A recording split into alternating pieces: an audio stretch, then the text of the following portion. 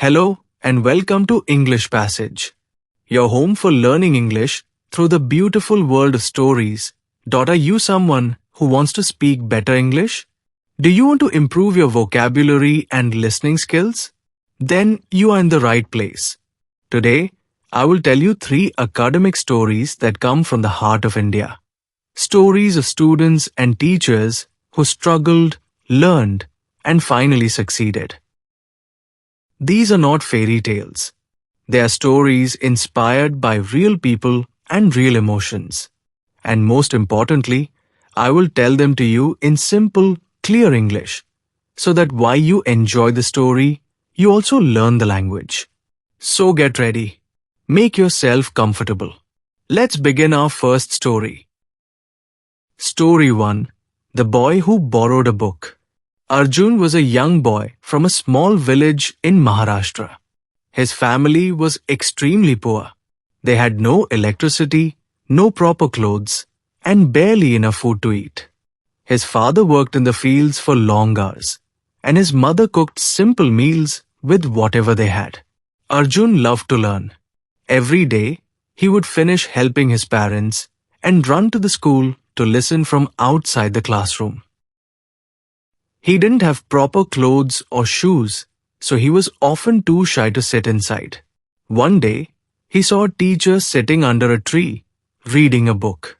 The teacher was reading slowly and carefully, his eyes moving across the page. The book was titled, The Life of Mahatma Gandhi. Arjun was deeply curious.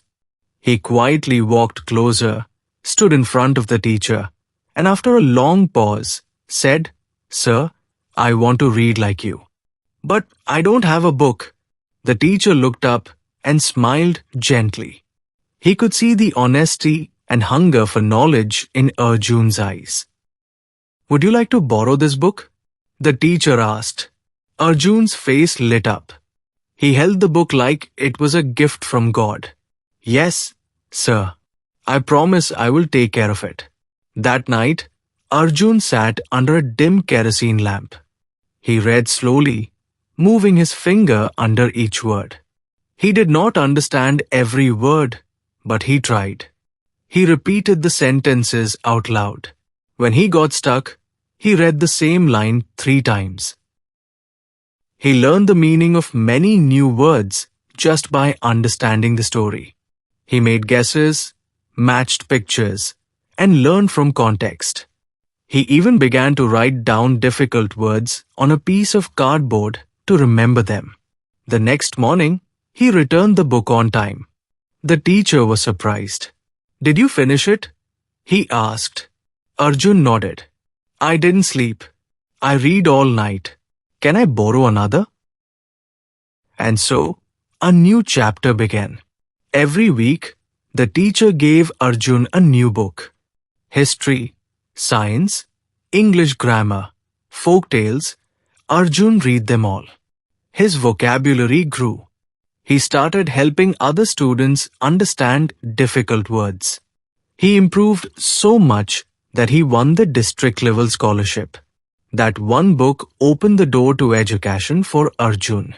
Years later, Arjun returned to the same village, this time not as a poor boy, but as a respected English teacher. He brought with him a truck full of free books and started a public reading room. "Books gave me a future," he told his students. "Now I want to give the same gift to you. Vocabulary words, curious, dim, borrow, whisper, scholarship." English tip: when you see a new word, try to guess its meaning from the sentence. Don't be afraid of unfamiliar words. Story 2. Rani's Last Chance. Rani was a teenage girl living in a busy but poor area of Madurai, Tamil Nadu. She was smart, eager to learn, and had dreams of becoming a doctor one day. But her family didn't support her dreams. Her father ran a small tea stall. Her mother worked as a housemaid. In their minds, education for girls was not a priority. "She will get married. Why waste money on school?" they said. Despite the pressure, Rani studied as much as she could. She listened in class carefully, took notes, and borrowed books from friends. But at home, she had to cook, clean, and look after her younger siblings. On the day of her 10th board exams, Rani was exhausted. She hadn't slept well. She sat in the exam hall and tried her best, but her mind was tired. A month later, the results came. She had failed. Her heart broke. Her relatives said, "We told you. Girls should not waste time in school." Even her friends stopped calling her. She cried for days. But one person believed in her, her science teacher, Mr. Joseph. He met with the principal and arranged for her to retake the exam next year. "This is your last chance," he said. Rani didn't give up. She got a job in a textile factory. When the results came, Rani had not only passed, she had topped the school in English. Her family, her community, even her father were shocked. Years later, Rani started a free English class for girls in her neighborhood. "I failed once," she said, "but I never gave up. English gave me confidence. Now I want to give that confidence to others." Vocabulary words: priority, retake, willpower, exhausted, confidence. English tip: speak and listen to English daily. Even 15 minutes a day can make a big difference. Story 3. The English Teacher with an Accent. Soma Das was fresh out of college when she got her first posting as an English teacher in a small government school in rural Bengal. She was excited, nervous, and ready to teach. On her first day, she greeted the class in fluent English. But the students whispered and laughed. Her Bengali accent was strong. Words like think sounded like tink. Some students even copied her voice and joked. Soma was heartbroken. That night, she sat in her room and cried. Will they ever respect me? She wondered. She felt like a failure. But Soma decided to try something different.